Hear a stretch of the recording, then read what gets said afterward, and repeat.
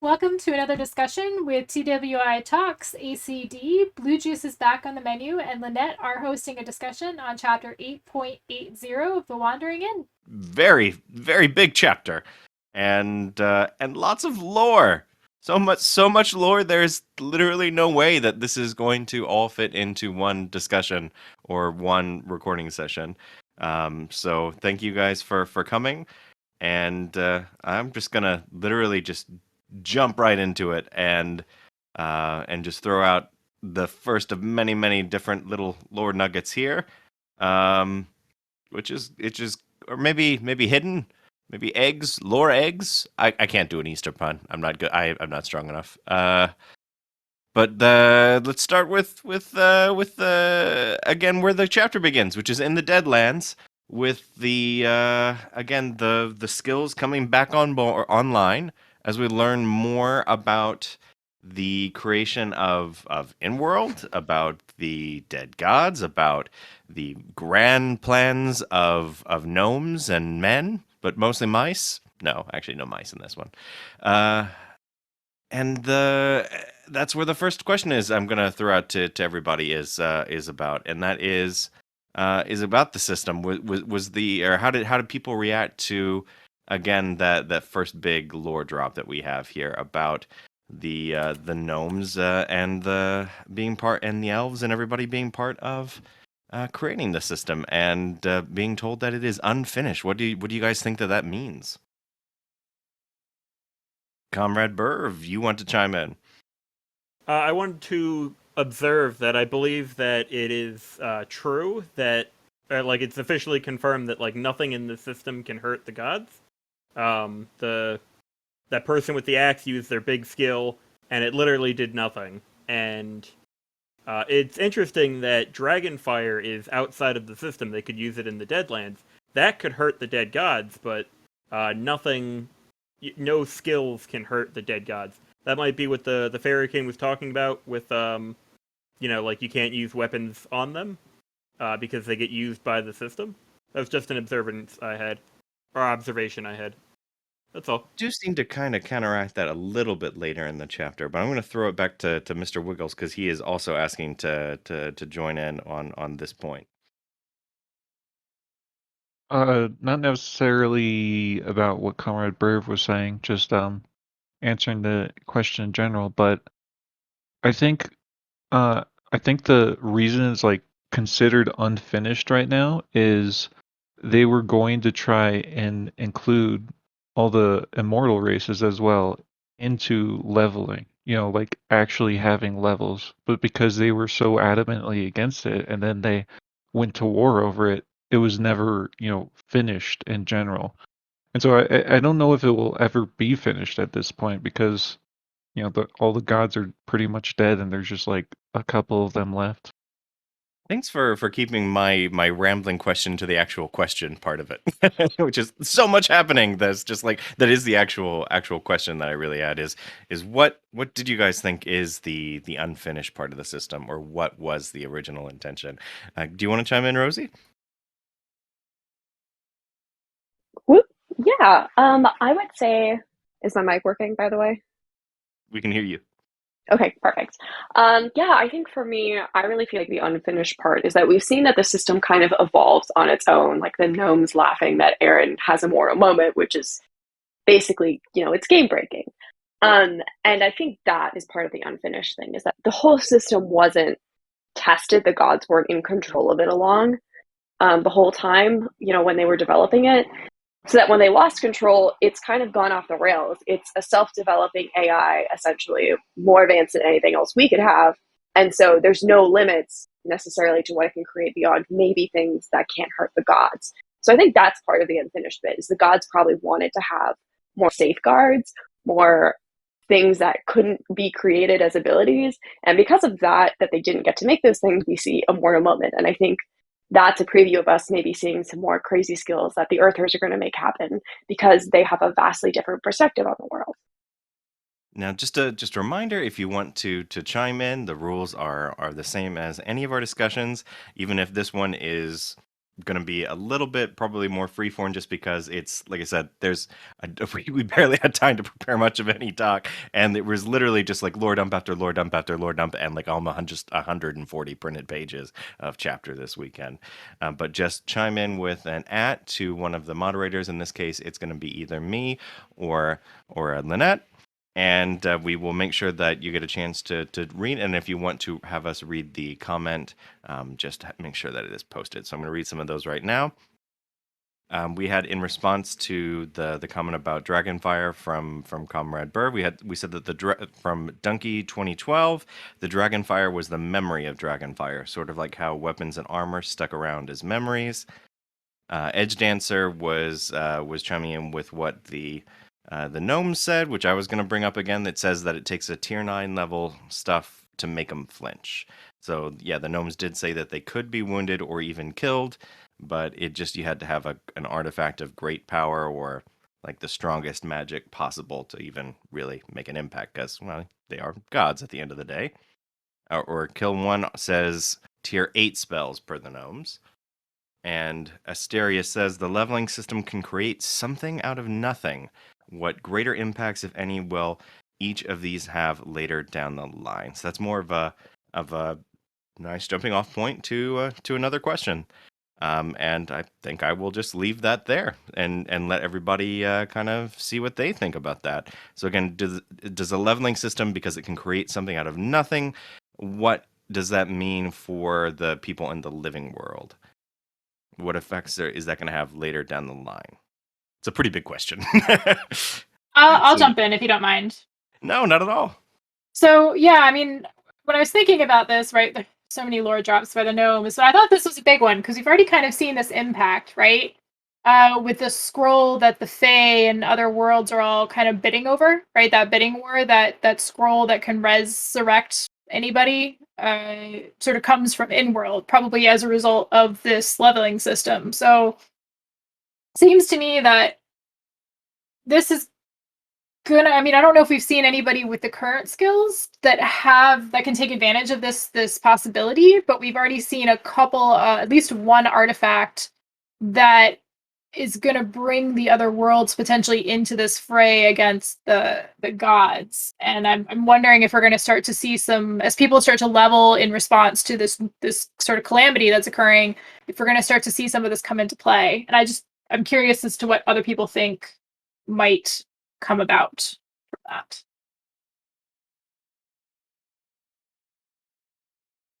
While thinking that over, we have a few more comments coming in, just in general. One of them is from Donkey 2012 again, saying Inworld seems to have been created by the gods, so I assume the system uses the same way of creating matter that the gods did. All right, Comrade Burb, you wanted to chime in again. Is this in response to the new question that we had there, or? Yep, about the creating something out of nothing. I might be reaching here, but something that gets mentioned a lot with alchemists is that they often create gold, which completely devalues it. And I'm wondering if the in-world was specifically created to make something out of nothing, to make things like the scroll, to make things, I mean, just like gold and everything else, so that they could be essentially rich to other worlds. And that's why it's incomplete, that they were trying to do the alchemy equivalent of creating gold. They made a scroll that can resurrect somebody. That maybe that's what their job was, or what their purpose was. That's all. So that's not a bad theory. I think so. I'll chime in with my own. Is I think that it's kind of like like a system glitch. I think it's like because it's kind of intentionally a broken system right now, and the gnomes kind of throw shade at the gods, these particular set of gods, the ones that can't beat Aaron in chess and don't know what a sun is actually made out of. I think that maybe it's just a matter of like the system parameters that they set up not being or being beyond their own comprehension. So like maybe it's just the sum of the parts being greater than the whole, one of those situations. And so that's how neat and unexpected things can happen. And as the Fae say, it's kind of a place where miracles can be bought on the cheap. Agent Fogg has said that they want to chime in, and we'd be happy to hear from you. I Can you hear me? We can hear you, but maybe Okay. maybe speak up just a little bit. It's kind of a little bit crackly Yes. there. Oh, yeah, sorry, it's me then here, so I'm trying to keep my voice low. Okay. Just saying, I think we've already seen all of the ingredients for resurrecting here. So we know that the soul is basically somewhere in another dimension, and we saw someone creating a body like a slave. It's created a body out of nothing with magic. I think it might be simpler than we thought. Just what is missing is the bridge between the two worlds, so the living world and Casigna's afterlife, basically. So you're saying that you think that the thing that or the ingredient that's missing is just like a dimensional bridge, kind of like the that's what the missing component is, or do you think that's how it's creating stuff from essentially thin air, or I was like, so you're breaking up just a little bit there, so I didn't quite get everything. So I wanted to give you a chance to. Yeah. So we know that it was stated that Belavier has some kind of power over this, so she can harvest soul and put them back into bodies, right? So, and we know that there are various degrees of resurrection, so one are better than others. So again, this is just if someone with the power of a god, maybe Casigna itself that can access the afterlife, should have the power to put bodies, souls, to release the souls, basically. Maybe the scroll just is a back door into the system. So Trustworthy Sean is chiming in as well. Says, we saw two examples of the gods being surprised by the system when they were caught in Aaron's immortal moment and when the time mages started showing up in the hour of need.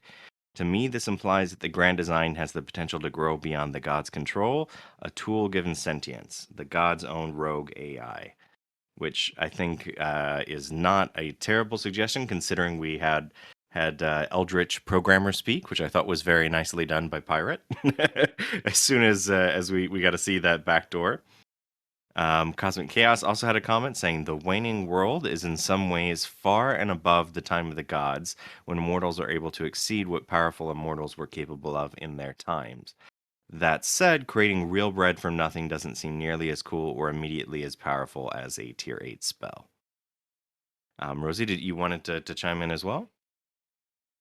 Yeah, as a direct callback to what you were just saying about the idea that maybe the system's becoming more powerful than the gods, that it's a rogue AI, I'm wondering if maybe the sleeping god, in air quotes, under Rear is actually the system becoming its own sentience. Don't know, just want to throw that out there. Was one of our other big lore drops. They said we're essentially on like the first tiny segment really as Aaron is still in the Deadlands, as we have multiple POVs, everybody dropping some lore, so much so that most of the small bits, we have new types of Nagas. No one cares. We don't even have time to talk about it. Yeah, it's an insane amount this chapter, and one of them is finding out the nature of Sleepy, maybe. But although the gnomes don't know, and they said that that Sleepy is after their time, but they have a suspicion as to what Sleepy is. So demigod Sleepy. So yeah, that's a thing. Demigods exist. What in the? So yeah, if anybody wanted to speak about the nature of the revelation of what is on Rear, I will just go ahead and move from the opening about the big lore about the system to the other big gnome drop, which is the again the nature of Sleepy. And Linnet has just posted a friendly reminder that if you're going to use this to chat, you can do that in the ACD Talks live chat channel. The Talks and Reaction channel is where we're going to source questions live, and we're going to do that a lot more actively. As I said, this discussion just because we have a lot more freeform stuff to talk about and 140 pages worth of content. So it's just there's a lot going on, and we're really going to see what you guys want to talk about more than what we want to talk about. So Styria is saying Sleepy is confirmed as a demigod. Who are they the offspring of? What does this portend? So yeah, that's the who, what, when, where, and why of who did. That's Mating Rituals 3 right there. that's the type of if the first one is capable of breaking a laptop, I don't want to know what that would be. Learning about the who what god got busy. It's gonna be Zeus. He's not even in this, but it'll be him. Zeus the goose.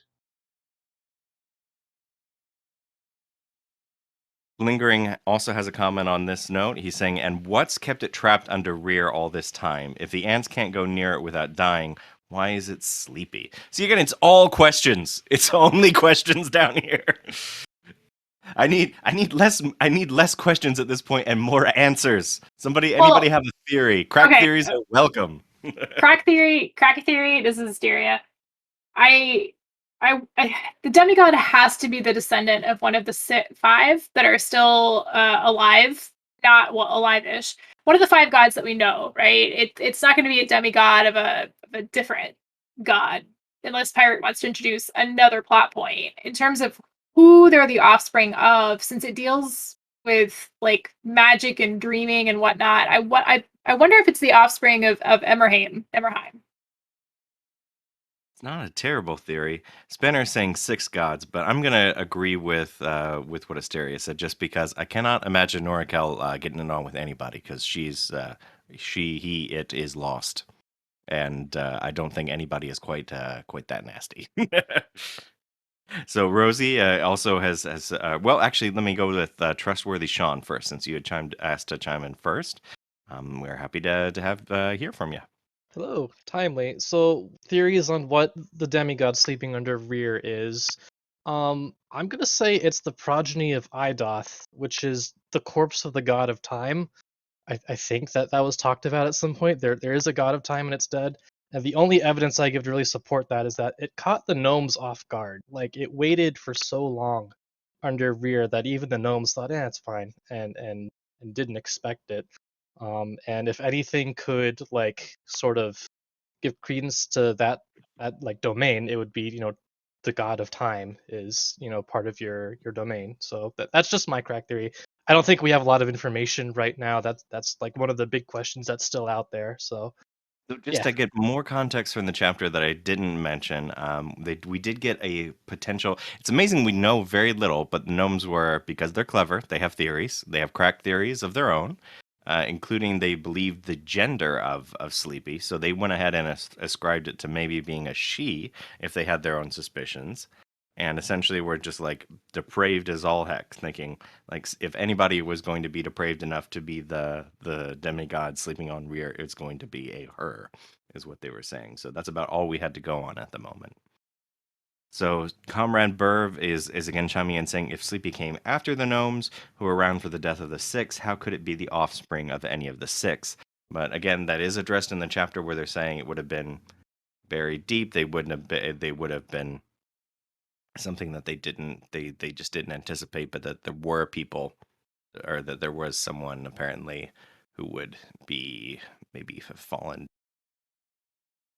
deep enough to the into the well, I don't know what actually deep enough into. Again, that's a mating rituals talk.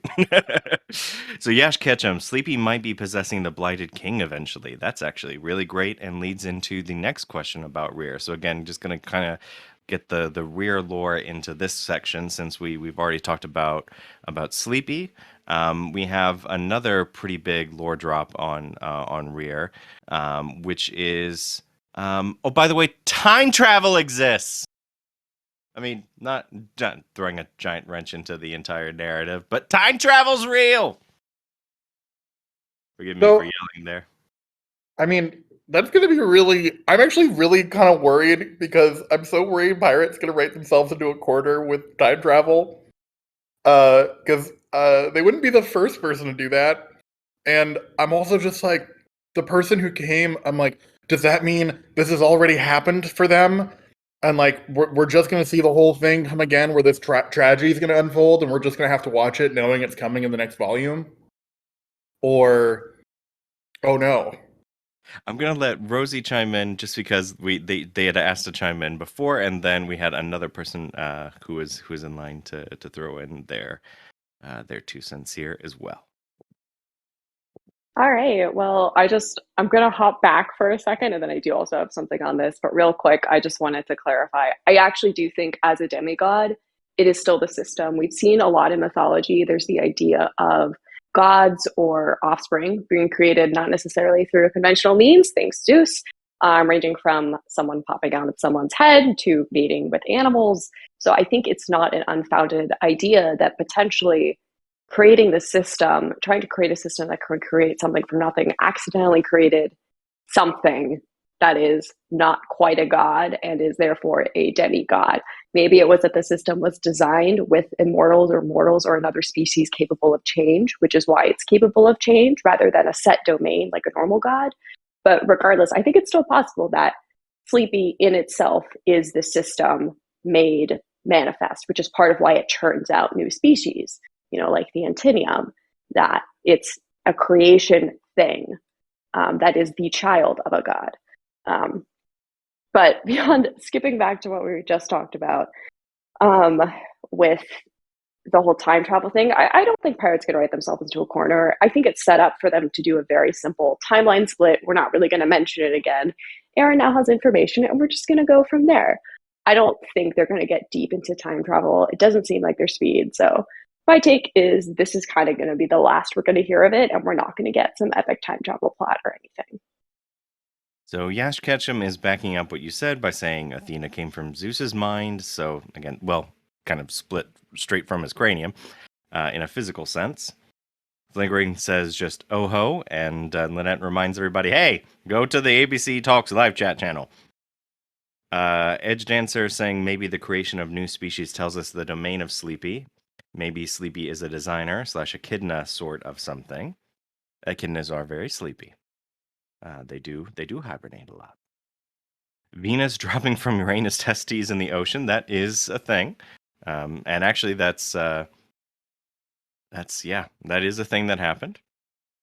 Time Lords are okay, here's another one from Asteria. Time Lords are bound to defend the timeline, and now we know their bodies are never found. What greater impacts, if any, will this have later on down the line? So this is one of the actual questions in there. And then they have another question. All right, speaking of time, Aaron is now a time paradox. A certain overpowered half-elf saw this, and her mind was set ablaze with possibility. Rear's Mad King seems to be one of the major big bads, but now with the forewarning, what, if anything, does this all mean for the future? So again, it's all questions down here. We all float and have questions and puns, and I can't even make any puns anymore because of the temporal paradoxes inside my own logic. So there's just a lot of questions. There were several questions that came from that comment. We had a Mr. Wiggles wanting to chime in, so you can answer either any of the questions that Asteria was wanting to chime in with there, or anything that we've already thrown on the table. This is totally up to you. We're happy to hear from you.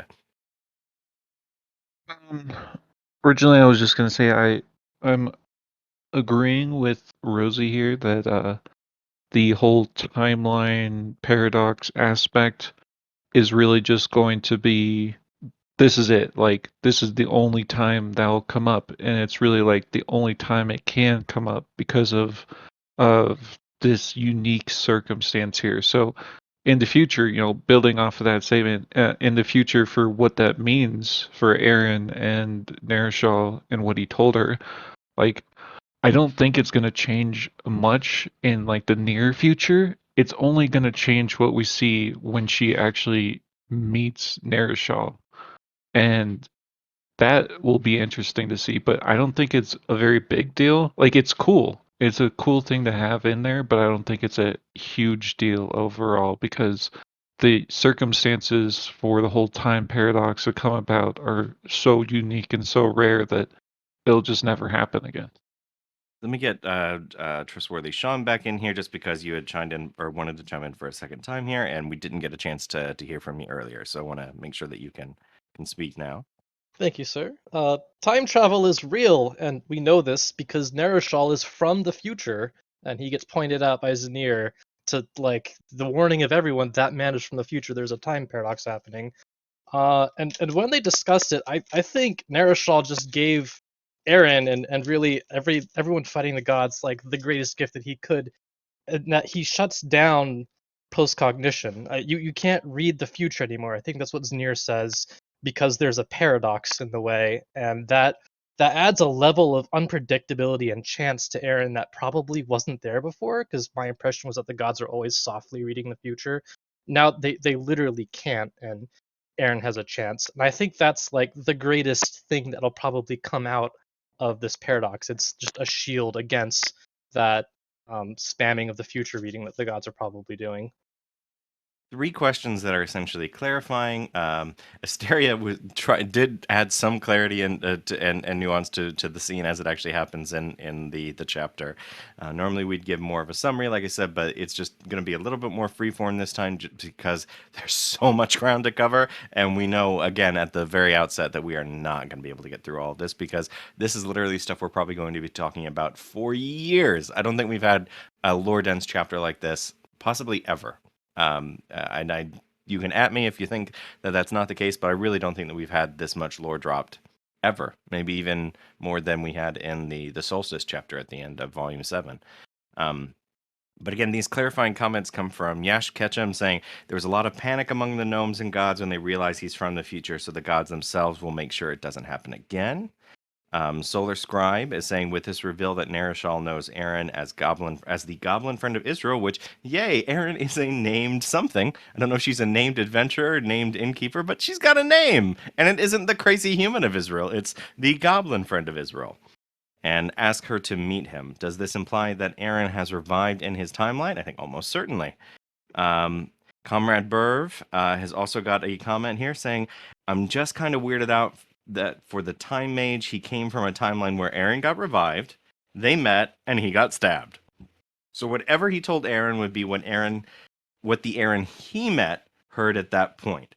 So I get that the time monster effed up the timeline, but did the Aaron the mage met not encounter the time monster? Oh, yeah, that's the nature of a paradox, Comrade Burv.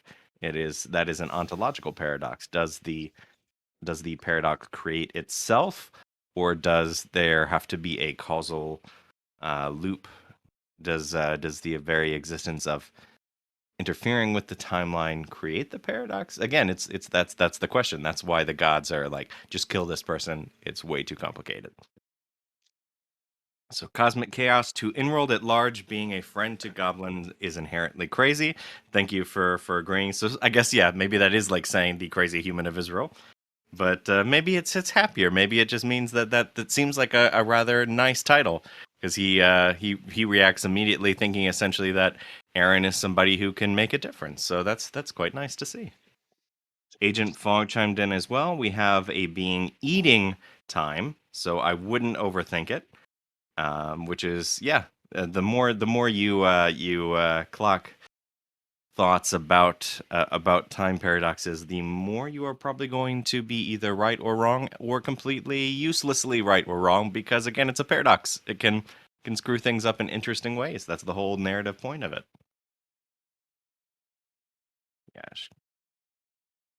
Yash Ketchum has got a comment here. It says, but seems like the goblins sacrificed a lot while defeating the gods. Probably something to do with the key and how their world became flat Earth. All right, that's not a bad time to transition. What you can keep writing and chiming in about, again, time travel and about the particular revelations. Both of those things are the same way of saying a word, but I am tongue-tied. Really quickly, Blue, do you remember the mention of activating the crossroads by Aaron? Do you think that's a reference to some of the paths that we've seen, the skill paths? So again, the comment in particular is talking about the skill paths that are mentioned, in fact, in this chapter, or in the previous chapter when Bella is traveling with Maviola through one of the, I guess, like witch ways or whatever you would call that particular road that she is on. She just kind of BS'd her way past one of the fellow travelers because there used to be a toll for going along those roads. And so now that's something that is maybe back open. So that is an interesting observation, that maybe the branching pathways that are mentioned by the gnomes are actually related to temporal causality or temporal paradoxes. Which, wow, the system is very big. So Action Kermit saying the Crossroads of Israel is what it was called. Thank you for clarifying it. I believe you are correct.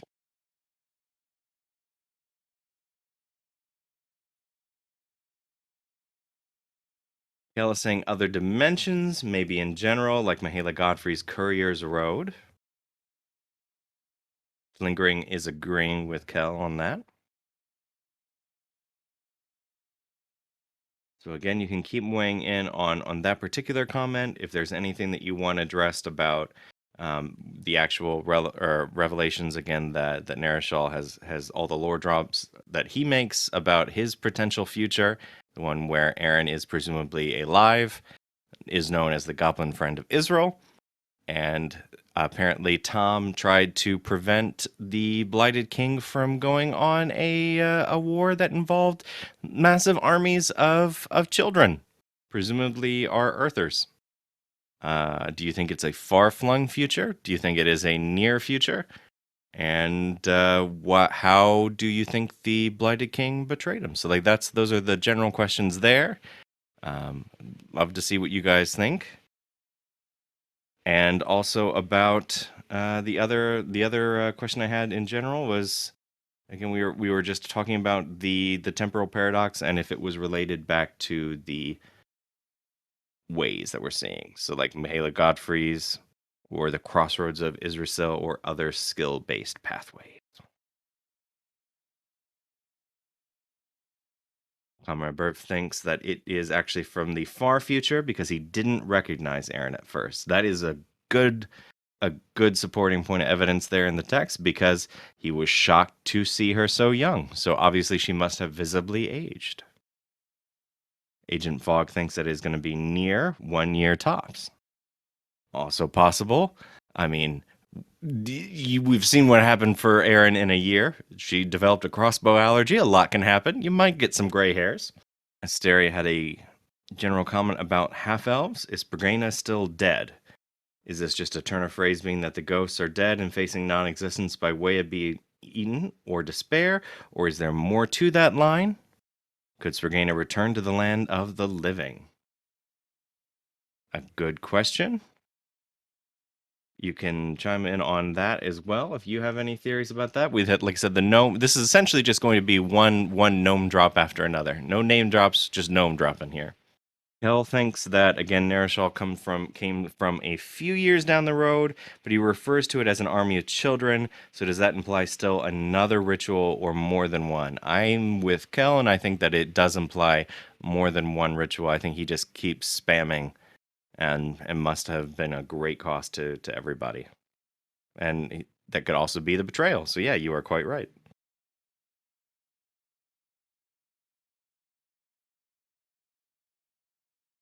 Yash Ketchum had another comment saying some of the speed skills that don't tire the army, like Diana Mella's, were probably created by the god of time. It's possible that new skills in this domain aren't possible anymore unless the horror gains enough sentience to become a god itself.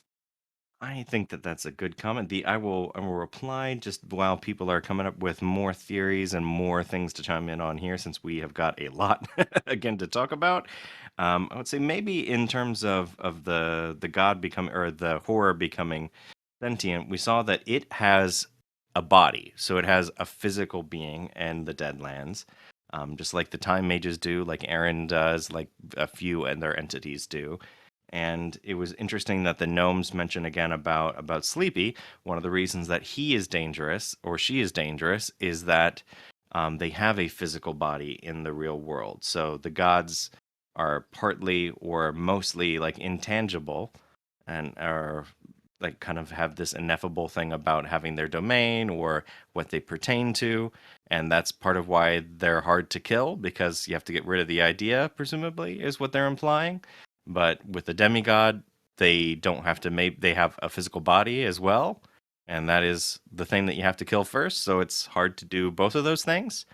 Sounds like it doesn't even sound like a demigod is necessarily weaker than the dead gods in this context. So that was interesting bit of lore nugget that the gnomes were dropping. Donkey 2012 was replying to Yash Ketchum's comment about the speed skills that don't tire an army. If that was created by the god of time. They think it was not, because the creation of a mortal moment might disprove that, since that was a skill that was brand new, involved time, and we saw its use surprised pretty much everyone, the dead gods, and pretty much the entire Deadlands in that moment. So I'll actually just use that to just talk about that particular moment in general. And again, that wasn't even a pun. I'm all punned out at this point. I just brain fried. But yeah, I just want to see what you guys' thoughts are about the immortal moment scene, about Erin kind of taking precedence and literally having all of the Deadlands go look in her direction at the moment when she's literally trying to like downplay her importance to everything, and has just gotten the good news that, gee, you may not have to be the end all be all in terms of saving literally everything in existence. Which is probably great news that Erin was happy to hear. And then suddenly everybody's looking at her like a tasty morsel that they need to immediately attack and or kill, which is quite a situation to be in. Oshi wants to chime in. We are happy to hear from you, Oshi. I came in at the right time after all the puns are done. I've been AFK for a little bit. Hi, everybody. So the immortal moment bit was hugely like a callback, because you have to remember. So if Erin originated the skill, and we know Bellavere has the skill as well, and she's able to do something that surprised the gnomes themselves, she's not just like, it's not as simple as we thought of it. It wasn't some kind of emotional moment. It wasn't something. It actually is, as defined by this chapter, stopping time. Like, everything freezes, or at least slows down to an incredible degree. That's insane. Like, from a real world physics example, that's insane. That's like she's a giant black hole. And she's not just stopping time, she's creating a bubble within that for people to continue to move and do things. The amount of shit you could pull off with that skill, and so I'm very scared, because now that it's more defined as a skill now, we know Bellavere has it, and she got it during the witch arc, or even before that, which is something I've been thinking about for a long time. Bellavere, the hyper-leveled witch, she's in like the best of the best, but she's still really high up there, leveled just before the witch arc. Shit, what the fuck went down that she got that skill just before the witch arc? What went down? What the fuck? And the Grave Song is coming out and all that shit, and the scope of Immortal Moment, you have to wonder what the fuck Bellavere, the witch who knows how to fuck with everybody, has been using that skill for.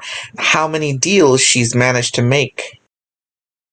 I mean, in between that moment and today, and the fact that this chapter reveals her as being the best of the mercenaries, knowing how to play both sides of the... How many times has she used Immortal Moment and made a quiet deal while everybody else was busy? So Donkey 2012 is responding about that, saying Immortal Moment is a skill worthy of a level 70 plus or 80 plus person. So we see that for Bella. And Erin got it at level 11. Steria is saying she probably faced off against Kara, along with got over to Israel after that. Mel is saying gnomes would love Immortal Moment. Great way to trick people.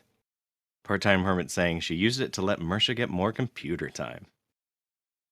We had one comment during the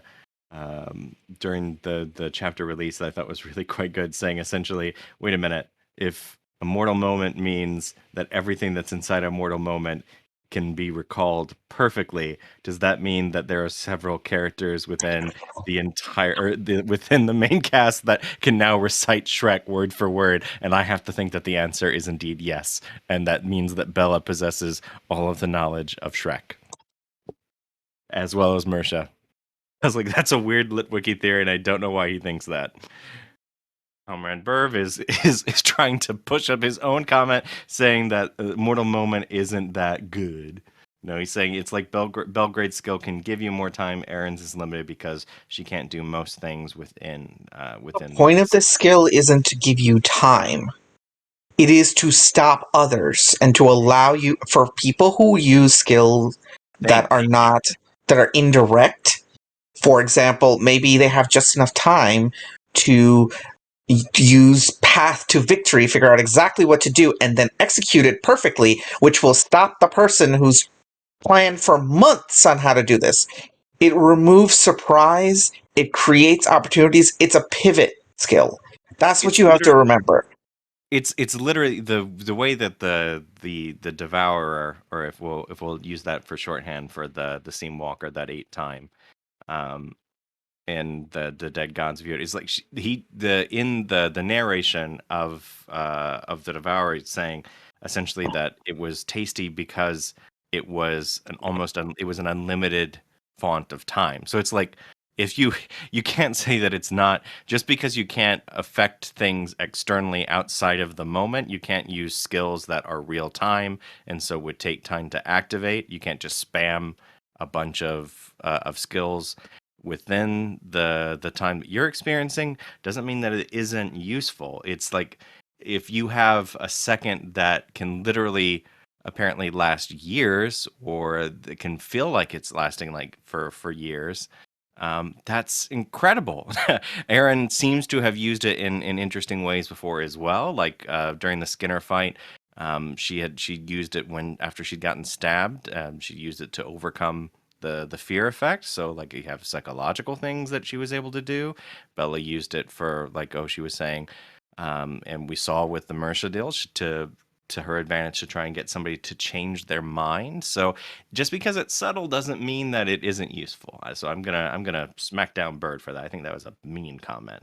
It's a Mean pivot skill. We just saw how neat it was. So yeah, that was a neat moment. Don't diss the neat moment. To define what a pivot skill is what I'm talking about. Think about how often in books that describe like temporal things, they talk about how there's a movie, Everything Everywhere All at Once, and it talks about how simple moments, like little actions, can completely compound over time and change the course of everything. That's the whole point of the skill. It gives you what? We're apologizing a little bit to Comrade Burv. I'm not saying he's accusing us of slander. So he didn't actually say mean things about Immortal Moment, but I still I just want to make it clear that I wasn't saying that you said those things. I just think that it is a neat skill and that you were selling it a little short there, buddy. Yeah, it's still what makes me wonder about Erin's evolution as a character. I don't know if you guys have ever discussed this, but after this chapter, so she's using all these skills in the Deadlands, and we're worrying about whether or not she can remember stuff. I feel like we're missing something along the way, because assuming she does come back, assuming all of this goes even mildly to plan, which sure, Pirate will fuck it up. I'm going to scream about the fact that they use something really stupid to like fuck Erin over, which I will be very pissed at. This is truly the first time Erin has met a group of people that validate her worldview, and at the same time, they're actively engaged in changing the world. The gnomes are a parallel to the kind of attitude Erin has.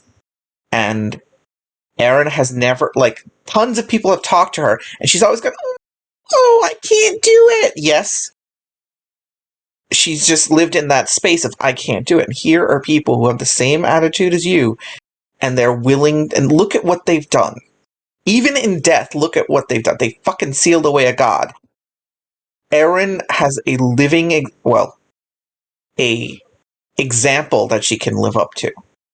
And that's So- always been maybe what's been missing behind her motivation. What do you guys think?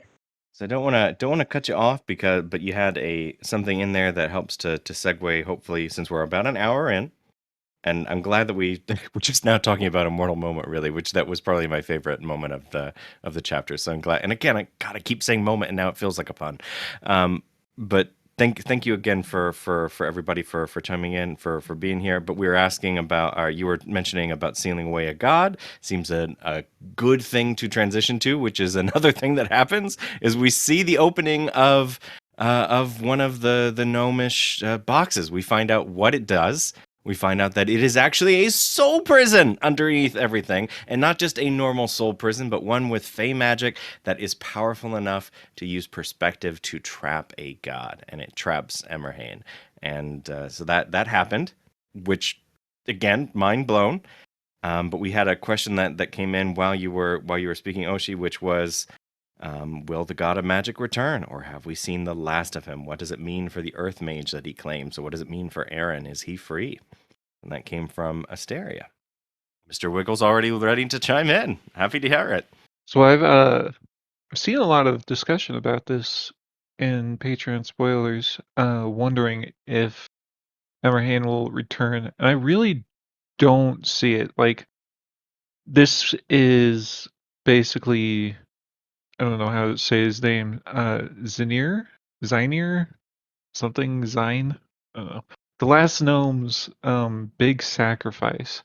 And so having Emerhane come back from that and kind of get through it without being really affected is something I just don't see happening. Like, it wouldn't nullify his sacrifice because it would still give him time, but it would kind of downplay it quite a bit. And I don't see Pirate Appa doing that. I could see possibly like Emerhane coming back really twisted and deformed after trying whatever ways to get out of that box, but I think that's a lower chance of happening. I do think he's just gone for good now. And Aaron is free because of it, which is great because Aaron deserves the best in the world. He didn't deserve to be Emerhane's slave, so I'm Burn in happy about hell, that. Wiggles. Burn in hell. I'm going to read a pun because Oshi can't stop me. So Part-Time Hermit chimed in while we were talking, saying Belavier was first seen using it when contemplating her death and her daughter, talking about a mortal moment. So I guess that means it was a moment. Mel saying... Between you and Wiggles, just trying to set me off. I will rise above. I will rise above you all. Mel saying the black mage is free. Will Aaron get a redemption arc? Which is a good question to ask. It's one of the many possibilities for Volume 9, which is exciting. Comrade Burves chime in as well. One of the other dead gods might use what Emerhane was working on to revive themselves. About the redemption arc question, Mr. Wiggles wanted to chime in again. I'll let you go ahead and respond. I'm of two minds of this. I do think that Aaron will I think he will turn out much better now, but I could actually see a direction we go in where Aaron is kind of too corrupted already by what Emerhane did, and now he is like the chief villain in Wistrom, and he like becomes the chief villain of Wistrom to come. Agent Fogg chimed in about an earlier comment here saying about Emerhane's being trapped, saying he was Agent Fogg was disappointed that it was Emerhane that was trapped. So presumably one of the other gods would have been better. I think that it's fitting because he's the god of secrets and magic, and so what's the best kind of way to manipulate that kind of curiosity is, well, to make something that is a secret, which is those boxes. I feel like if the way that the gnomes describe everything, it seems as though these countermeasures are perhaps something that each race was responsible for coming up with, and maybe the clever clockmakers were responsible for coming up with a secret that was so enticing that it was the perfect bait to lure the god of secrets in. It's plan A, as it were. Agent Fog, you can go ahead and respond since it was your comment about your disappointment. I think it's a bit suspicious that the only god that makes a deal is the one that gets trapped. So it's suspicious. And also, in the box, there were the name of all the gods, so they didn't know which god would end up there, right?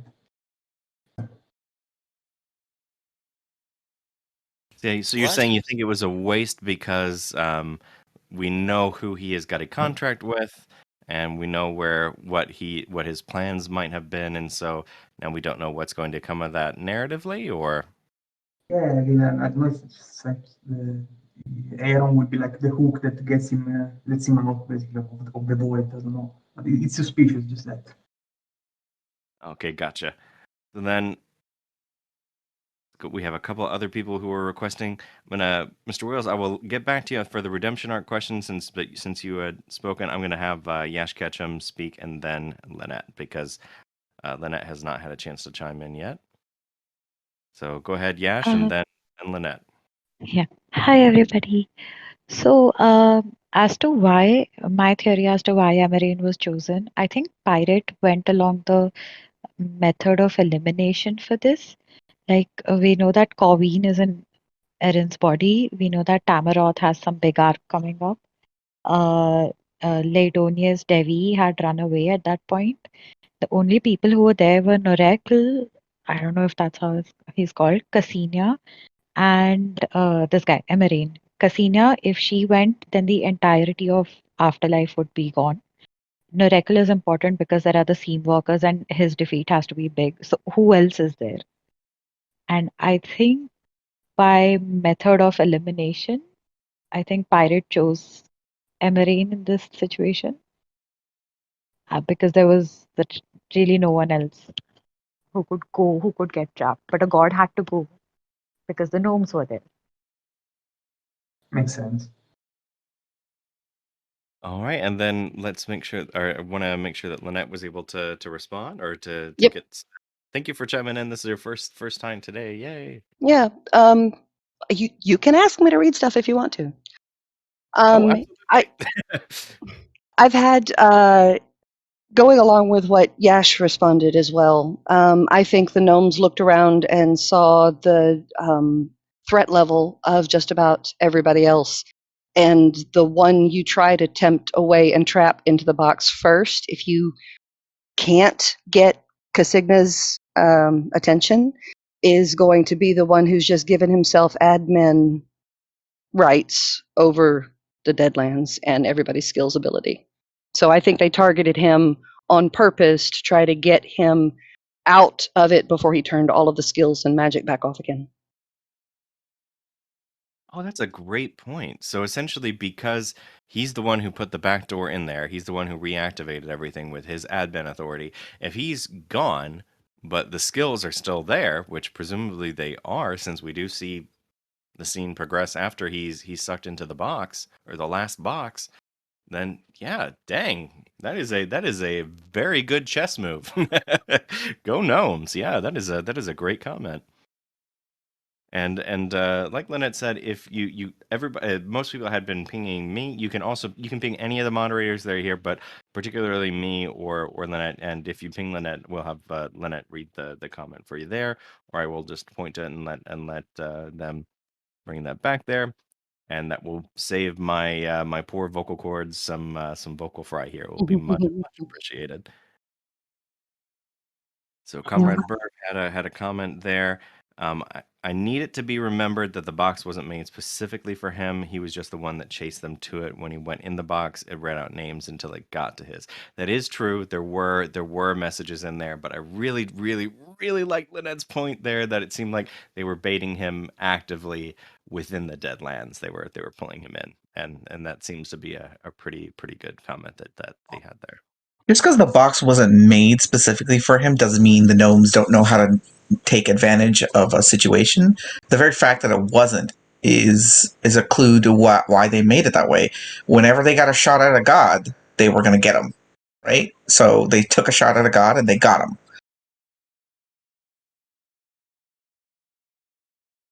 Edge Dancer is saying you always take out the force multiplier / support first. You're also pointing out to the pettiness of the dead gods. We did see, and I my comment on this in general for the chapter was tools to fight the dead gods. Chief among them, shit posting. That seemed to be the best way to get the gods to notice you, was to have a particularly good insult. Later, I'm gonna, if we have time to talk about Elverus, he had some banger insults for Warlord Dragiel. So if we get to that section, I want to just like straight up read that from the chapter, because that was underappreciated, I think, so far. But everybody in the Deadlands was on top shitposting game. They were able to get the gods properly distracted. Blue Boy 1 says the gods do be children. And again, I will pass over the reading these comment duties to Lynette as more of these come in, so we can get these to build up. Yes, the elevator Muzak chime in now. So we had Solascriber, who complimented Blue Juice on making a great point about Emeren's trap being poetic, being a secret so enticing that it traps him, similar to Casigna wanting to perfect the Deadlands, being distracted by Dravish. Oh, I want to talk about Dravish. Please chime in about Dravish. Come on. Okay, Edge Dancer says, I think the gods are almost literally incapable of taking insults to their domains. It's potentially god-driven. And Metamir says it did seem almost like a reflexive response that they were exploiting. Are you okay? I will let Agent Fogg speak, but it's like, are you insulting Drevis? Are you saying that you want to get into a shitposting match with the architect? Because that was, again, I do want to honor Lynette's question here and say, like, can we talk about Drevish and how awesome he was? This is one of the most underrated K chapter characters, and all you K skippers should feel ashamed, because Drevish is awesome, and he proved it in this chapter. And yeah, I'm just going on the record and saying that, yeah, awesome dude. Says, well, it was certainly a bald move. For context, Agent Fogg had said Dravish was bald, and Hermit responded with a pun. Like we're surprised. Blue Boy asks, was he really the greatest architect of all time? It seems weird there wasn't anyone better. The Cuirass has been around for a long time and seemed to think that it was a completely singular talent. They had, like, and the same with Fedohep, they had a list of people that they thought were like once in their generation, once in a millennia, once in ever. And I think we might be looking at like saying somebody like Aaron is a once in ever innkeeper, and Drevish was just like the embodiment of what an architect is. I think one of the coolest things that he built that was mentioned in that chapter was he built an entire city made of water, just as a building material, just water, in the middle of the great desert of Zikal. So literally a city made of water in a desert. So yeah, I think maybe the greatest architect of all time.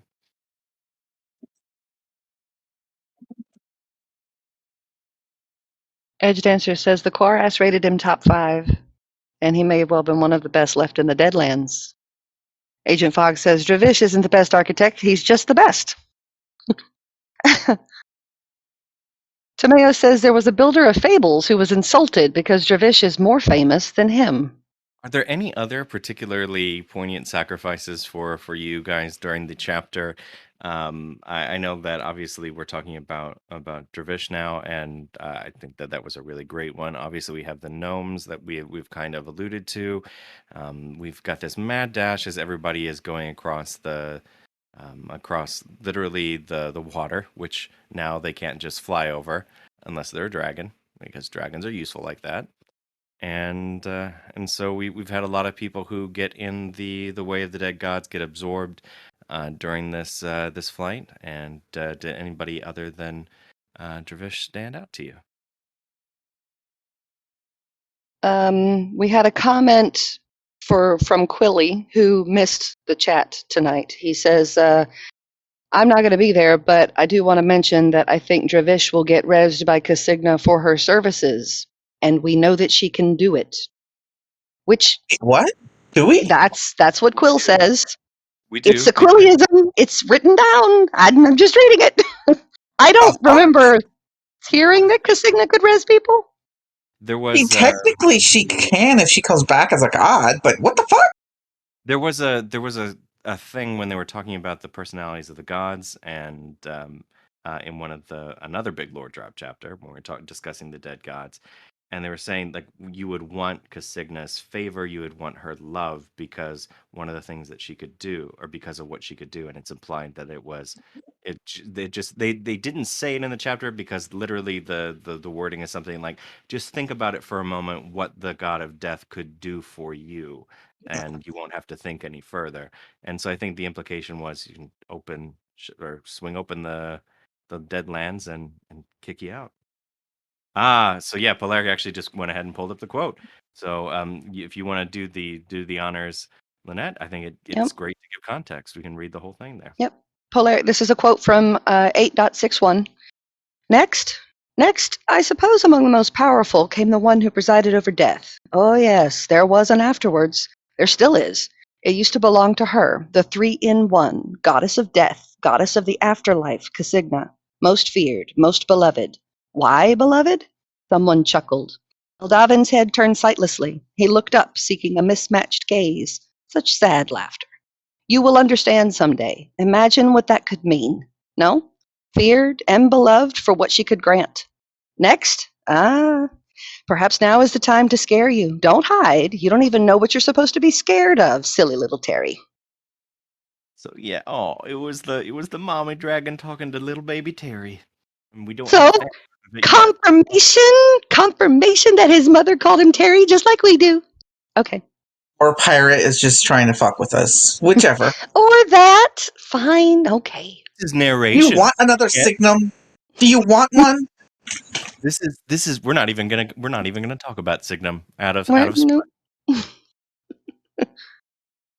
I'm okay with not talking about Signum. Let's not talk about Signum. Comment because it is about Lynette's voiceover here No. from Duron saying, "Well read, by the way. Don't take Andy's job."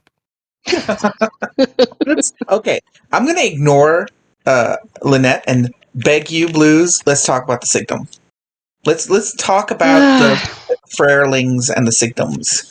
No, out of spite, I'm just gonna let more comments scroll in. And for instance, we have one from Tomio. I like that the gods and the gnomes have a deep history with each other. From the way they address each other by name, you almost wonder how much they did love each other. It feels like family to me a little bit. I talk to my brothers like this. No, I'm mostly joking. I think we probably should talk about, again, if we're talking about lore drops, which is going to be the theme of this particular chapter, since talking about all the events that happen just kind of is not. I just don't think it's possible narratively, because so much is going on at the same time, and so much is overlapping. And literally because time is getting eaten and time paradoxes are being thrown in, there's just too much time fuckery in this chapter for us to be just like going down a list and saying this happened and then this happened and then this happened. But one of the lore drops is we find out what Signum does, and it's near the end of the chapter, and everybody's in tears at that time. So that's why I'm saying us out of spite. But it does go back to big lore drop about the Frarelings, and in that moment, the gnome's plan is it's just a big lore drop there. And so that was also a big lore drop up a little bit about the dungeons. Mel says the dead gods. Oh nope, wrong one. There it is. Huge lore drop about the dungeons, made to hold items to fight the gods, and made by almost every single species that was around for the battle, it sounds like. Big lore drop about that. I'm very excited to see that. So if we can turn, I mean, obviously we're going to invite any kind of general comments here, but if we can turn that into a pointed question so that we can get more direct feedback on that point, because again, it's so broad. I think we're literally going to be talking about this stuff for Oh years. God, I'm raising my hand, teacher. Let me go. Well, Rosie wanted to chime in first, but if I were to phrase it as an actual question about the lore, about the dungeons, what do we think, or what species do we think created the dungeon under Liskor, and what do you think it does? But Rosie wanted to chime in first. You don't have to answer my question. You can answer whatever you wanted, but that was my question. Well, that's perfectly phrased because that was actually exactly how I was going to phrase the question and answer it. I think the Liskor dungeon might have been dragons, hence the Drake theme. And I definitely think that it is an item against Casigna. I mean, it is called Mother of Graves. I would also like to say in the after talks discussion last time after the recording, I did call that it would be something helpful and that it's just a wildly out of control dungeon. So I am very excited to see them try to conquer this and to see what kind of item is in there to probably defeat Casigna.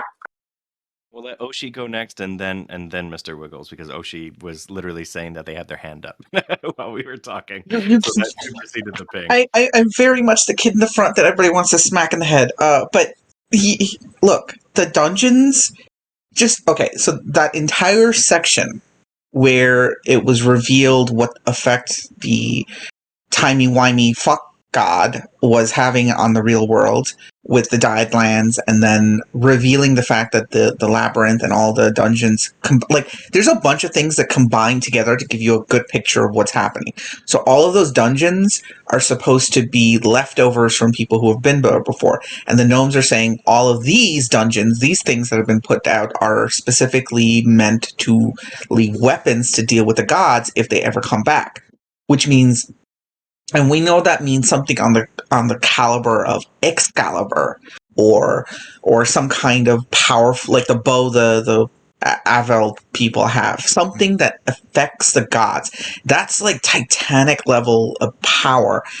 And I love the fact that it all ties together, because now it makes sense. And as soon as Pirate has revealed that, Pirate has the timey-wimey gods step on the dyed lands, and then the people in the dyed lands build a dungeon. All right. That is awesome. I'm going to see if we can let Ren chime in, just because they haven't spoken yet, and then I was going to let Mr. Nope. Wiggles. Okay. Yes, so the Liskor dungeon, I don't know if it was the dragons that built it, but it might have been like the step like between dragons and drakes is what I'm thinking. Because we know that the drakes came from dragons, but I doubt it was just like there were dragons and then there were drakes. I think there might have been a proto-drake or like some kind of in-between. And I think that they Older might have been bloods, if you will. charged. Yeah. They might have been charged by the dragons to make it, but I think it was in part proto-drakes. Or at least it was inhabited by proto-drakes. That's certainly fair, because we do see some very strange creatures inhabiting the dungeon that are very Drake-like, except that they do not have scales and are very, very, very creepy. We also have Raskar and other like potential proto races there, so that's certainly something to ponder over. And then now let me go see if we can let Mr. Wiggles chime in as well. Thank you for being patient there. I just wanted to make sure that everybody got a chance to go. And as crazy as this discussion is, it's going all over the place because there's so much to talk about. I just wanted to make sure everybody got a chance to chime in. And so thank you for being patient there. So just my theory, I have a theory on the whole dungeon things that I've been spewing nonstop for last day or so. But I do agree with Rosie that I think the dungeon under Liskor was the dungeon that the dragons left behind. And I'm not sure if it's the city itself, like the city with the skinless drakes in it, or if it's the hole in the center where the Mother Graves is. But regardless, that area in general is the dragon dungeon. The Labyrinth of Souls, in my opinion, is the elf dungeon, and I say that because we know that Niers said he beheld elves when he was speaking about that place. So I do think that it is connected to elves in some way, and it's also going rampant right now, right as the Seamwalker threat is coming around. And I think for dwarves, the thing they left behind is actually the old smith masters who have, crafted every metal that has ever existed and have done everything ever, and, just belittle all the other dwarves. So I think for them, the thing they left behind is literally dwarf immortals who were there and can help if it ever comes back around. We have got a lot of comments coming in, so I'm gonna let Lynette go ahead and address those. Some of them are directly in response to some of the people responding. In fact, most of them are. So this is a perfect time to let people continue to chime in, and I will let you or pass over the mic. Solascriber is reminding folks that we are asking about what species do we think created the dungeons under Lascore, or what do we think it does? He says in response to Rosie, will the Dungeon of Souls also have something to do with defeating Casigna? Kel says progenitor drakes that perhaps became the infested in the city in the dungeon. They're skinned, Blue Juice. Polaric is focused weirdly on the souls aspect of the thing. I don't know why you put all of that. Okay. Agent Fog says the Labyrinth of Souls sounds like an escape route from the afterlife. I would agree with that. I would also think that it might be a way for the souls to hide my own self. Oshi says, I object to the idea that the dungeon is from dragons. The Lascore dungeon is, I think, attached to a dead race. The dragons did not die out. Well, dragons don't really have to be dead to make a dungeon. They just have to be vengeful, really, I think. Oshi says, I'd rather it be the spider people that Pirate Abba keeps mentioning in the chapter. It fits more, in my opinion.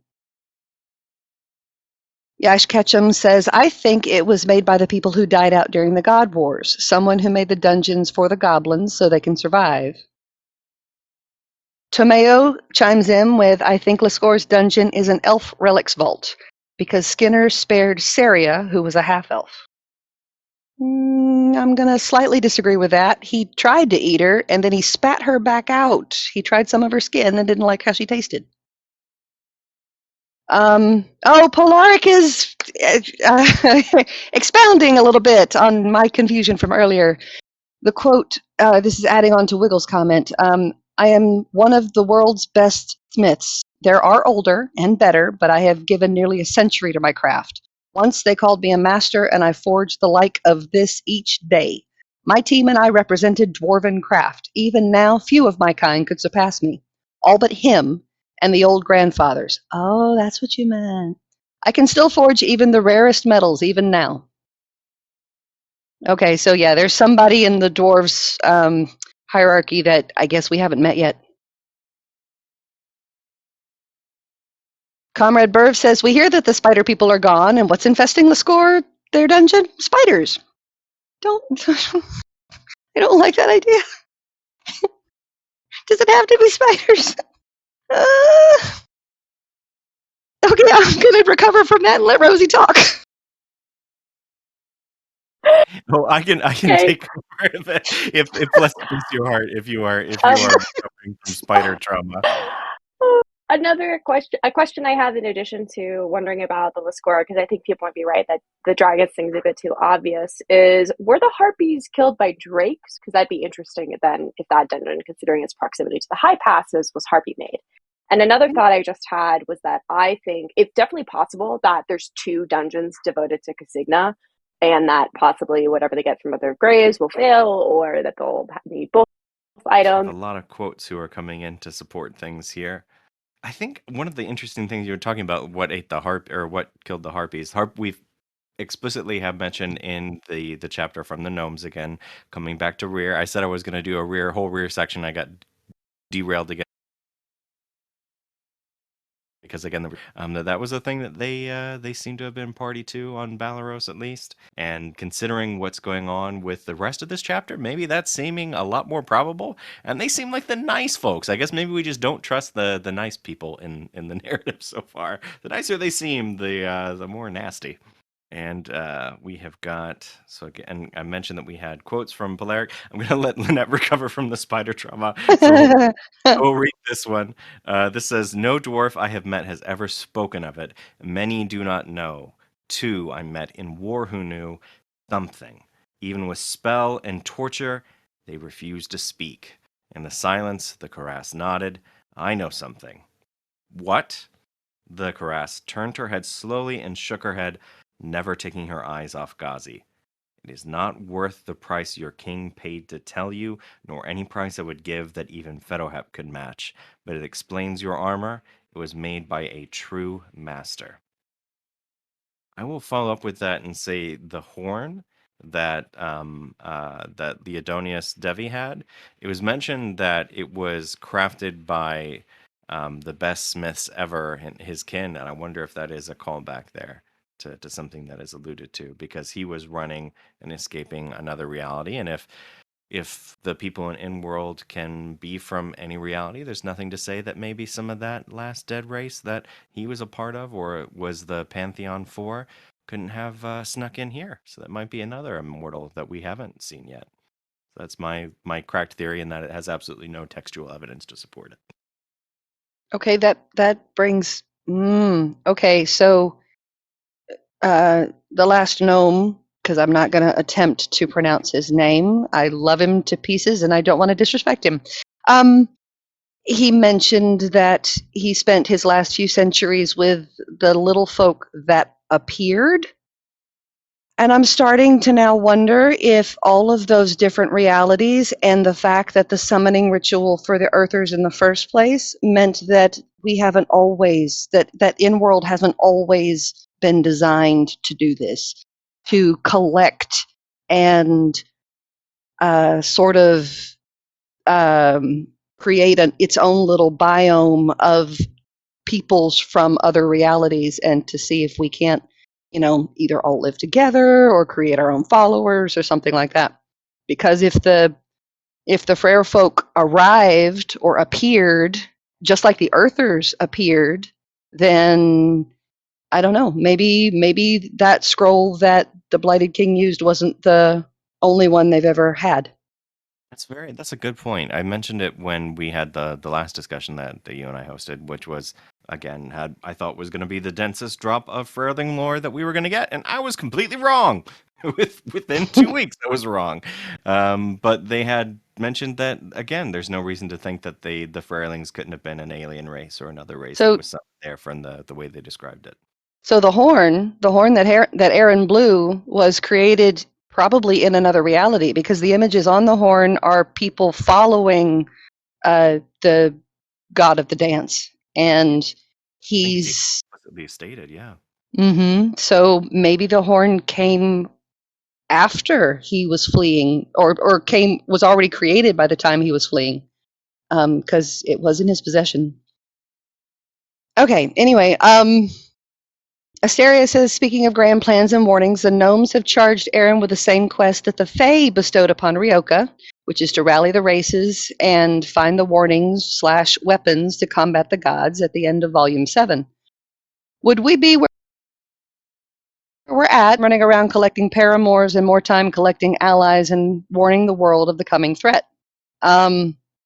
I don't think that's a really fair statement, but response to that statement was from Dunkey 2012 and says, Ryoka has not really had any chance to go on the quest that the Fae gave her.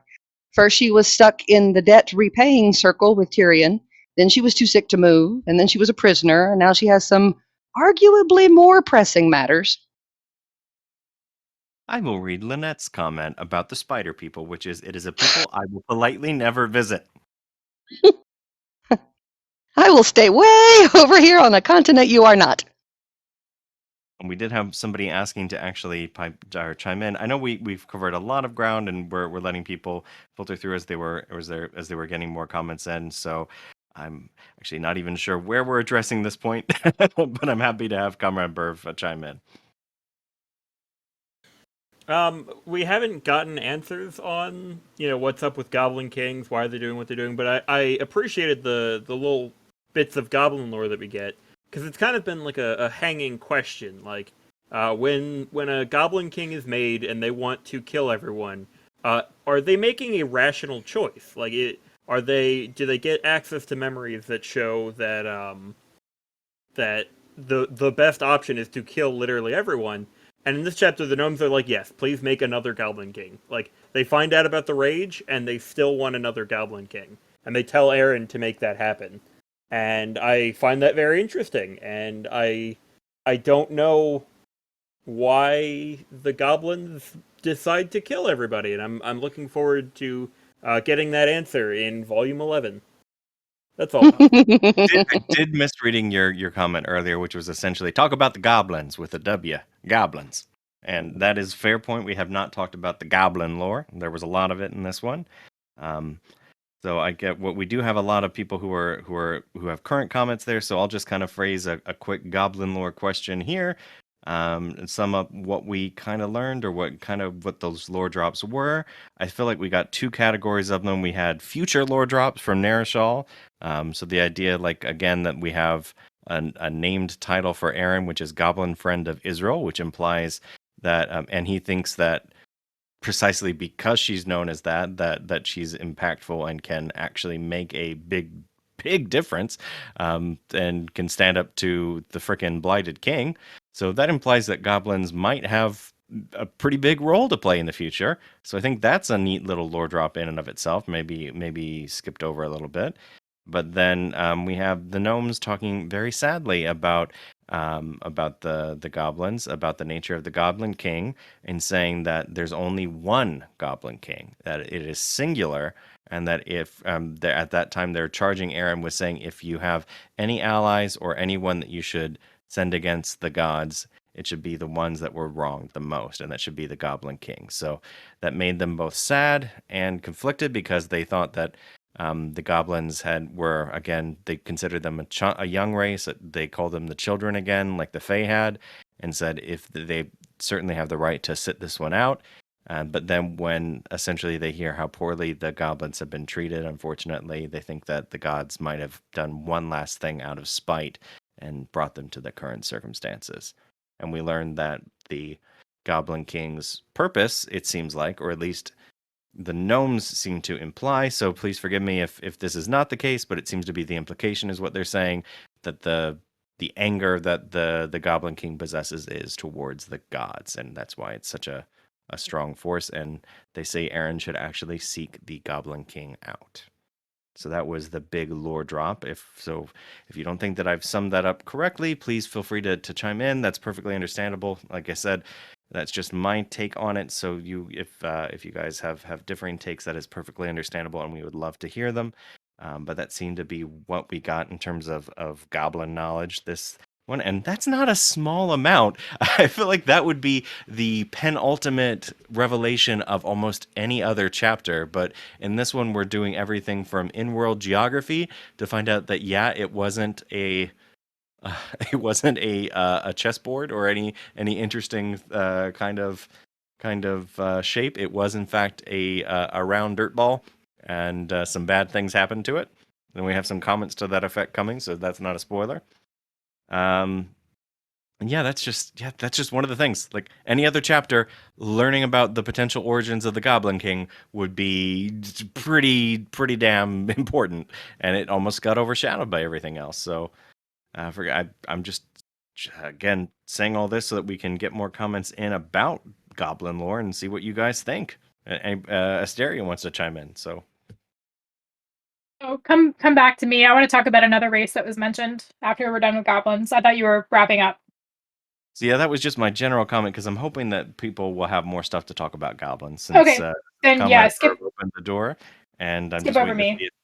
see if anybody wants to chime in about what we learned and about the Goblin King or about Aaron's future title, or if you think perhaps Narishal or maybe she gets that title because the gnomes have told her to seek out the goblins. Maybe she was already going to get it because she's just a goblin friend. Maybe there is something that will change, and maybe she won't get that title because of the time paradox. There's all sorts of things that could happen. But what do you think of the Goblin King reveal? Do you have anything that you want to say about the goblin lore? Edge Dancer has an interesting point. He says, we also shouldn't forget the implication of the goblin lords manipulating the Goblin King. Because it seems like Greydath is really poking people to, hurry and grow and evolve as fast as they can because I think Agent Fogg says, do you think the goblins have their own afterlife or just get erased? Well, that answer kind of happened with the solstice, with all of the little goblin ghosties defending Aaron's body and fighting against the god. So I don't think they get erased. I think they can get eaten, but It's a good question. I mean, another general question that we can have about goblin lore is again the fact that we hear them mentioned as a childish race again, or a non-mature race. Does that mean a race that has not produced gods yet? I mean, what does that mean? Are gods a part of the maturing of a race? Is there? I mean, I've asked a question before repeatedly. Is there a reason that the gods all look like humans? I mean, is that something that they're trying to harp on now? Are we one of those maturing races? Edge Dancer says it was explicitly stated that Kularak of the 100 Days, I can mispronounce his name because I haven't met him, so lasted way longer than 100 days and was implied that the lords drove him to his angry state. But yeah, to my mind, I think it might be interesting to see what they mean by that because we know that the goblins have the ancestral memory. Maybe that is like supposed to be something instead of the afterlife. But as Agent Fogg is pointing out, the solstice ghosts were more memory though in Aaron's garden. So like they were real. They had some kind of form. They were able to fight off Casigna and show up. So that does imply like more of an answer to the afterlife since we've seen goblin ghosts. Donkey 2012 had a direct question. So again, just the lore drops being questions upon questions upon questions. It's all questions down here. What is the oath the goblins took in the past? The gnomes seem to know about it if they thought the goblins were uninvolved. Comrade Burv says they might be called children because, like the fairy flowers, they've been denied the ability to mature into their true form, whatever that might be. He did put, haha, what if it's elves? But we've got confirmation that it's not elves, so I wasn't going to say that, but, Can you imagine how people would have freaked out if Erin is crying when she sees Spriggana for the first time, sees the elf in these chapters, and one of the reasons she's crying is because Spriggana is green. But no, it's not mentioned. Okay, I think I misread it, is what Donkey 2012 is saying. I misread it saying, I said the gnomes seem to not know. And Kel had a comment saying they can be erased, as we saw Norkel eat a bunch of them, but they seem to have their own place given Num can gain access to the ghosts after they pass. So we're coming up on already an hour and a half with our discussions so far, and we've got maybe like a quarter of the lore. If there's just a general question or a general comment here, if there's some kind of big reveal that was in this chapter, because that's what we're trying to focus on since it's really been driving the discussion, is there any kind of secret that came out in this chapter that we haven't touched upon yet that you think that is kind of a glaring error or something that you want to chime in on? Please feel free to do that. Again, if you want to chime in about the goblin some more, anything in general about that, we'd love to hear from you. And yes, Signum. I guess just general No, question. If you have anything about no. things in Signum, we can talk about that too. So I'll let you read Asteria's comment since Signum is mentioned. Asteria's comment is mentioning about Perorn and about how apparently Foliana had adopted her or taken her in. There's nowhere in any of that sentence do I see a word that starts with the letter S. Nope. Asteria's like, that's the wrong comment. It's an interpretive reading. It's like poetry. You put what you mean into it, right?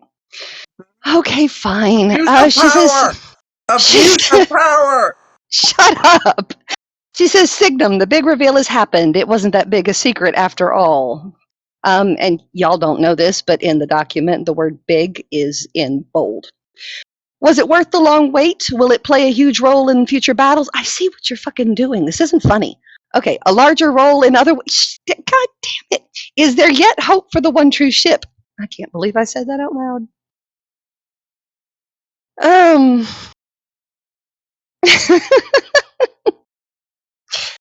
Okay, so Signum, we already knew it was a potion. We already knew it was something you drank. We already knew it was in bottles and that it was extremely expensive to make. We just didn't. We also know that he was looking at it while he was thinking about going to meet Aaron for the first time, which is probably not smart. Seems like he was already going to try and lie on his dating profile about his height. Not a good strategy. What we didn't know was how long it lasted and what exactly it did. We got confirmation of that tonight or this yesterday, I guess it is. Shush, I've been to bed. Tomio actually responded with one of the lore drops that we missed or that they thought would be worth mentioning. So I appreciate that comment. If you don't mind me getting that one. Minor detail, but I like how Naravia was a loyal customer of Balavier, and Naravia had super giant wasps. She was truly evil. So Tomio shares a fear of wasps that you have about spider people, which I think are both rational fears. Okay, and jumping in on the Signum, Lynette, you've been after that reveal for chapters. It was the same with me and Realm. Now you got your reveal. Nope. I already knew what it did. It just didn't think it was very important because Nears doesn't have one. Well, but he does.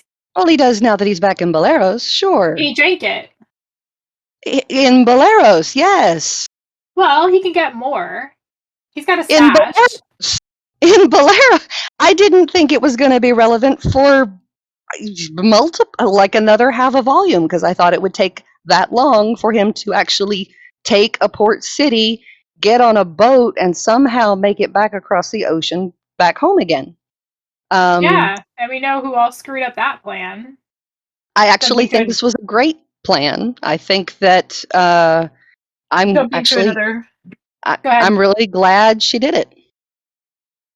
No, I'm not at all. I think it was a brilliant move on Pirate's part, right? We're thinking that things are going to take chapters and volumes to play out, and we're just jumping all around the place. No, I mean, I think it's great that Balavier did that. Why? Because we need him more where he is now at the end of the chapter than we need him in Israel. We need him to help the whole world survive what's coming, and he can do that best from Baleros. Well, so I thought he was in a pretty good position with where he is, right? Because everybody's headed to Israel to try and get Aaron back. So I mean, that's a side quest. That's not worthy. Aaron is a side quest? Yeah, it is not a worthy quest for someone who's a level 65 strategist. No. 66. You have 65 whenever he's trying to actually get back home. Okay, listen to me for just a second. All right. So we know that this is going to be a lot bigger than just Drakes fighting gnolls on the southern half of an Israeli continent. We know that. He's not got access to a group of people that have an abundance of high-level mages. He's got shamans, sure, but not mages in the group, in the fellowship and its surrounding peoples that he's traveling with. So he can't actually access scrying orbs easily, which means that he's relying on Wistrom's scrying orbs to see how his company is doing, which means that it's on a 5-minute delay, which means his skills are too late at the wrong time and wasted. And no, he was hamstringed for weeks watching his home burn.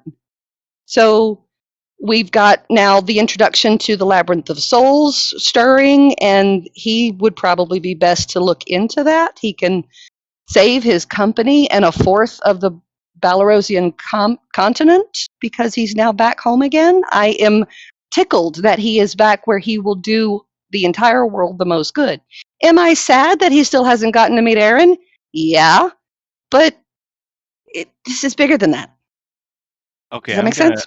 I'm gonna chime in just because this has caused the most flurry of comments of anything so far. All the lore drops, everybody's just like, I mean, I guess, or I have an opinion. Everybody got an opinion about this. Before you start reading. And we also had many angry comments saying that Niers is level 66. Thank you very much, since we see his new skill, and he is quite proud that he has leveled up. It only took him months of near fatal encounters with the Stitch Witch, birds, and many tall people. Okay. Let me just respond before the flurry of other responses. I'll keep it short. Quick, because we are already at I'm going to keep it brief. I know we're at 2 hours. I take the opposite approach. I think he was good with where he was at. I think that by him being moved off of Israel back to Belarus, I think he'll do some good in Belarus for all the reasons that you mentioned. But I think pulling him away from Israel is going to have some unforeseen consequences in the Knowles versus Drake's catastrophe that's kind of going on right now. He was kind of this unknown unaccounted for factor, and now that he's gone, I mean, we do have a proxy in place, so I'm curious to see what's going to happen with the Centaurs and Perona. But I think him being moved away it's going to be a bit decimating to the plot. Well, if you're looking at so many questions, so many comments that are coming in. Sorry to jump on you there, Lynette, but we've got something like 15, 20 different comments coming through here, and a couple of people requesting to chime in. So I'm gonna try and isolate one or two comments quickly here. I'm gonna read this and abuse my power because Ren had a funny comment, which is Niers needs to meet Aaron so that he can get to level 69. Cosmic Chaos said, to be fair, he met her, but she gave him the cold shoulder. And Kel said he's part of the Fellowship, not part of Shake's tribe, in response to the Hoven's comment, which is, why didn't Numtug get transported to Belarus with the rest of the goblins?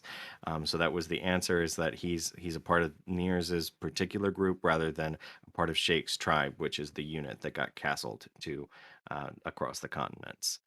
And I imagine the cave goblins and such remained in Israel too, according to Kel. So yeah, I think that is probably true, that they are a distinct unit, and it was a unit type thing, or a unit type skill. Other than that, we had again about 3 people who wanted to chime in, and this was directly related to this.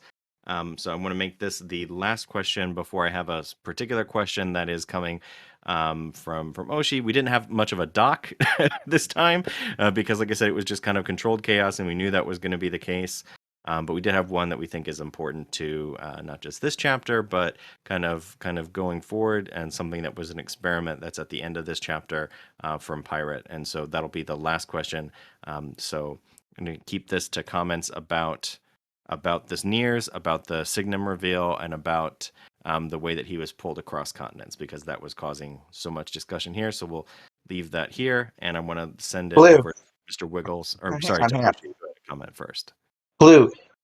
So we're gonna do 2 things before the end, because we have missed out on one of the bigger twists.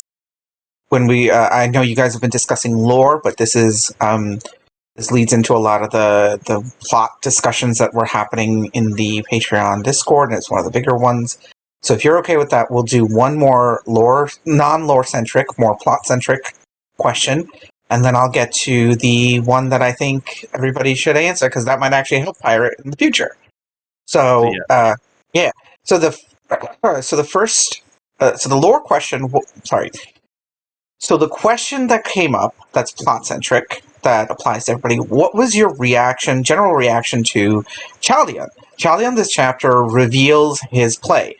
At least explicitly reveals his play. If you've been paying attention, you knew Chaldeon sent Bellavere to the Nalmut with the goal of fucking with everybody. He's the one who's deciding if Palas's armies are going to be involved. He's the one making all of these plays. He's also very aware of Niers' existence. So here's Chaldeon doing what he typically does, which is preserving Drake power and preventing them from suiciding themselves onto, somebody like a warlord like Niers who explicitly says, I'm going to fuck up all of the Drakes. So Chaldeon's reaction to this, and I love the end line, and I won't say what my exact reaction to it was, because, wait a second, no, I don't care. I was like, I'm gonna suck this grandpa's dick because he deserves it. He needs a blowjob reward for this. But Kel is adding you just for having read that. Smiling like a devil in the dark was the end of it. So to clarify what happens, he uses the implication from the little section is that he used his path to victory to figure out a way to get rid of Niers and to mess with the Nulls in such a way as they are weakened after this and they don't turn their full might against the Drake cities, while positioning, well, at least I think positioning himself in a position to stop the inevitable Drake conflict as well.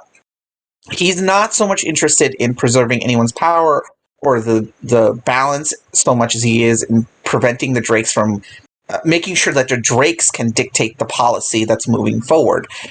Now, was this an outplaying of Niers? There was a lot of discussion about this. Was this Chaldeon outplaying Niers, and then Niers sort of reversing that with his castling move? Or do you guys think that this is predictable and sort of already, because this is Chaldeon here, everyone knows he's around and he's fucking with things? Do you think it's reasonable to see Niers as being outplayed by Chaldeon in this regard?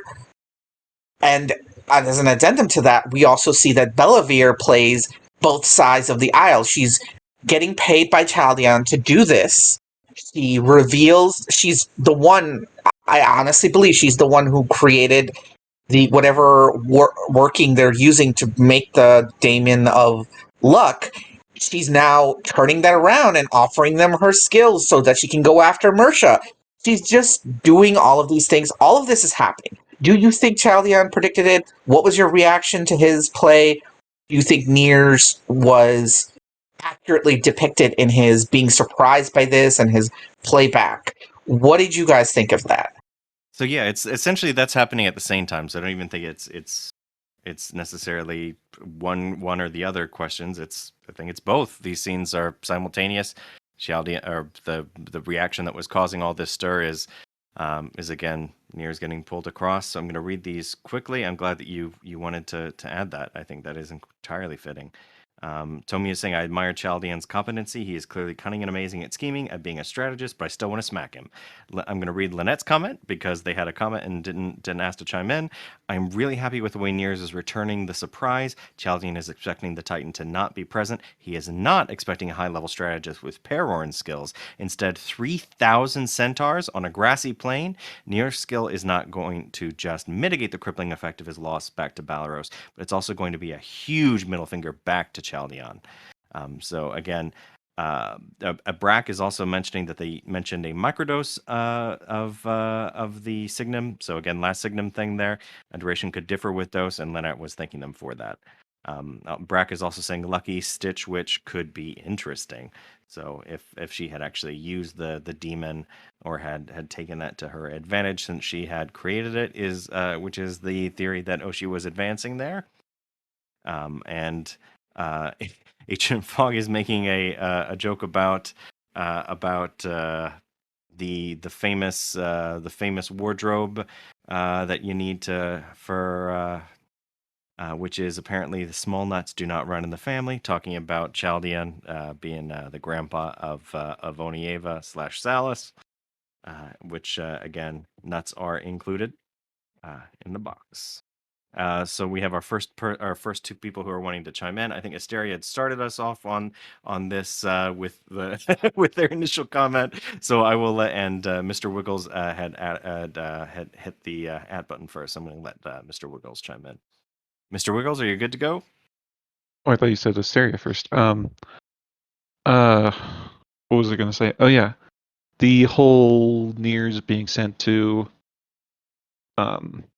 Belarus thing. I think that it was a major win for Chaldean and what he was trying to accomplish.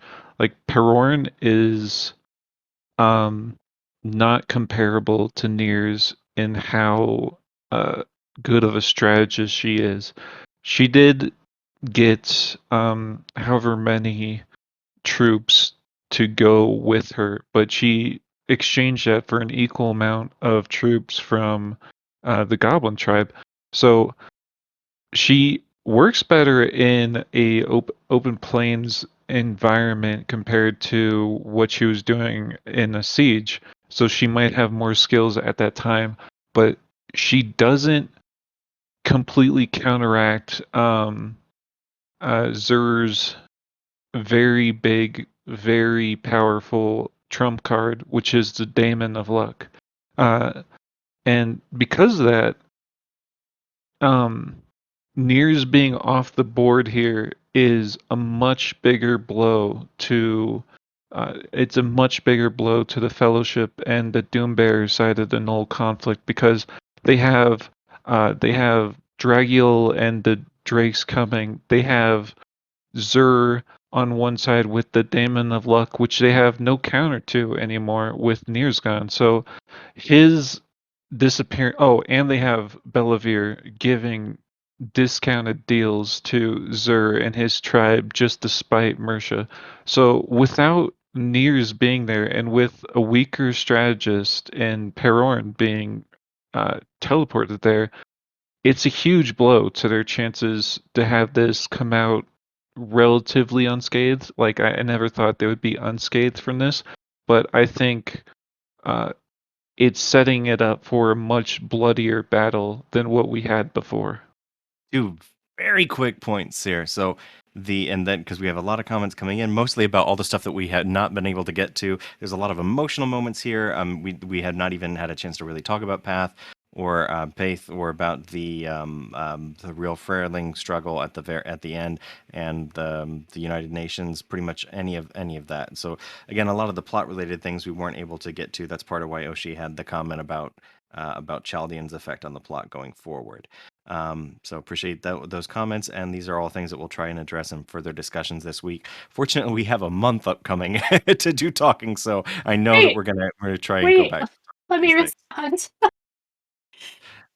I just want to point out really quickly that like Chaldean's move with Niers didn't take into account his new skill per se, and we also don't really know what Chaldean's victory was, right? Is it a victory for Palace? Is it a victory for the entirety of Israel? Until we know more about Chaldean's goals, why he swapped Niers off to a different continent, and what kind of victory he's aiming for, I think that's really important to consider. That's just the thing I wanted to bring up is we don't really know per se what his goal was, and that's going to be important. My only point I was going to say is that Niers did not have a danger sense alert, which he would normally have when she triggered the thread to go or to send him where he would otherwise be needed or otherwise would have been, and also that the army that he's fighting, the Nagas, have those combined skills very much like Liskor, and were very, very hard to kill. But the goblins have a skill that counteracts that, which is their blades can cut through them because they have soul-based attacks. So they can use their ghost mushrooms to cut right through any of those Nagas like they're butter. And so that all indicated to me that Chaldean might be aiming for a bigger. Before painting him in totally an enemy light, or bad guy light, where it's Drakes versus Gnolls, I wonder if this is a bigger. There's something bigger at play with him, right? We know he's an expert strategist. So there might be something bigger at play, just for the reasons that you were pointing out. So we're kind of getting into the end game here. We are at a little bit under 2 hours right now, and so again, I know this is not fully addressed. I know that everybody has still got things that we're going to do. I'm not going to kick us off of the discussion, but just again because this I think is an important thing to include here, and then we'll essentially just go back to this off of the recording if that's all right. Continue talking, and then as I said, I think we're going to come back and discuss not just these topics, but also We'll do everything. plot discussion after this. Plot discussion after this, really. Because plot discussion isn't really going to be very something. So like I said, this was really more lore centric, and then we got to the plot at the end because it's so tight in. There's no way to not talk about. We'll likely have a wrap up session. We'll have multiple wrap up sessions for this volume where we can discuss the lore. But for the moment, I think everyone's just generally happy with it. Here's the last question for the recorded aspect of it. So Pirate has, in the last 2, maybe I think 3 chapters, started including hyperlinks to specific epic scenes and posting art, usually through ArtsyNada, who is one of the artists that Pirate typically works with. And what they do is they take an amazing scene, and then the art itself is then hyperlinked in the text, and you guys are able to see it, and it's represented. Did you guys? I did a snap poll. 21 people they said they liked it and would be appreciative of it. 3 people said no. A bunch of people were assholes and put other stuff that they shouldn't have. And I'm going to ban you after this for it. But I did ask this question because Pirate is trying to integrate more different ways to showcase. Clearly, is trying to integrate more ways to showcase the wonderful art and works of other artists. This is a lot harder to do for chapter releases because they have to reveal it to artists and stuff. But did you consider it official art?